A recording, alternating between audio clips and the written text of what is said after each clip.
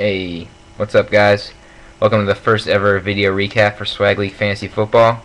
I'm going to post a text below this video also in case there's something you didn't hear, you missed something, you want to go back and look at it. Also, there's going to be a channel on YouTube called Swag League, so we'll put all the video recaps there if you want to go back and look at old recaps, if we make this a weekly thing, so see how that goes. I'm going to start off by talking about the filling your weekly lineup issue that we're having. I know there's been some arguing on the forums, and there's nothing wrong with that. That's what the forums are for. But bottom line is there are people that committed this league, committed time, committed the $20 for entry, and you have to fill up your lineup so you don't give other people in the league a disadvantage and piss them off.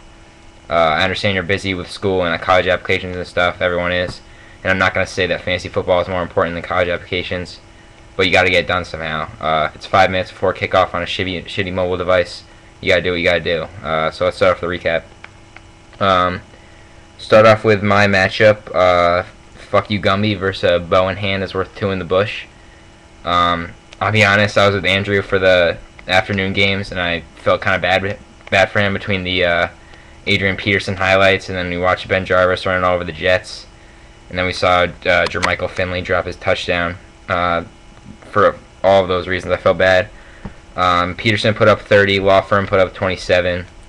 Bow ran all over the Colts and kept Andrew in it, but it seemed like it was over when Jennings dove at the pylon, and then Javid Best gave it a valiant effort. But it was an average week for Atlantic Division's second top scorer, and he's bouncing back against Rated R for Gore and Gersh, and I'm taking on a flaming homosexual in Tony for the second time this year. Without Jermichael's drop and Jennings' touchdown, it'd probably be a different story, but without Hitler there would be no Holocaust, so that's how I look at it. Next up is Rated R for Gore versus Flaming Homosexuals, Gersh versus Tony. Gersh's team rallied behind Rodgers, Gore, and Eli, which Eli's still surprising me, but whatever. Gore finally started to turn around for an unpatient Gersh, which is a good thing because when Gersh gets angry, Gersh just eats. So Gersh's victory was based on the Packers' offense, their success without involving Starks and Jordy Nelson in that primetime game. Tony's team struggled, relying heavily on Matt Castle, which is never a good thing.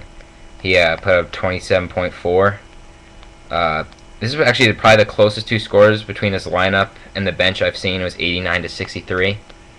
And of course, the biggest story for this week with Tony was the lack of a D in special teams, and I just noticed that apparently he had time to change his team to a picture of a gay flag during his week, but I guess not time for starting a defense.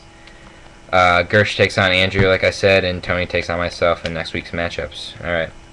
Move to Beanie Babies versus Wild Wild West, which is Widge and Gallagher. So finally someone slayed the dragon. The league's top scorer and leader of the Atlantic took down Gallagher in Week 4, which continues to get solid production out of Newton and Vick. And he got decent production out of his running backs and wide receivers and stuff. Gallagher kind of shit the bed this week. He got 3.4 from Vincent Jackson, 0 from Zach Miller, and negative 0.9 from Orton because America would rather see Tebow run circles in the pocket.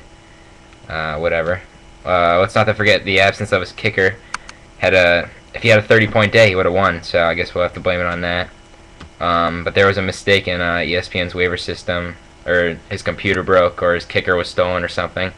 But I can't really remember what his excuse was. But he owned up to it, so thanks for that. That's all we can ask. White Rice versus 3 Johnsons and a Woodhead is Matt versus Bram. Alex Smith may have finally arrived. He put up 19 points in that blowout against the Bucks. Sorry, Widge, but Matt started the Carolina running back tandem this week and got 20 points out of them, which usually doesn't happen. Most of them were from D'Angelo Williams on that run, and Fred Jackson continues to be a beast. But Megatron always wins apparently, so he scored 19 to push Bram ahead on Monday night. That was going into that night. It was tied 112, and Calvin Johnson came up clutch on that. Maybe Bram stole the magic from Gersh, and maybe they should fight about it.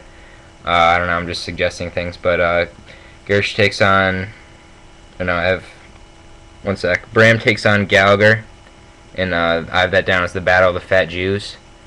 And Matt takes on, one sec. I don't have it up right now. Matt takes on Zach next week, so that's good. Next up is the Breeze Knees versus Run DMC, and that's Devin versus Zach. It seems like every week, every weekly recap, it starts with this, but poor Zach lost by a margin of 4 this week. He had Stafford in 4-10 Monday night, came up short. Kind of a kick in the nuts that Seabass was his leading scorer too. 20 points, granted, but still. Breeze and Mojo continue to carry Dev's team. With clutch performance by Vernon Davis for like 15 points, I think. Zach fared pretty well with his 3 players on bye. He had Romo and Miles Austin, but he takes on Matt next week, and Dev takes on Widge. And that's it. That's your first video recap, guys. I think it was pretty good. Just give me your feedback. We'll see how it goes. See if we do it again next week. Alright. Thanks, guys. Later.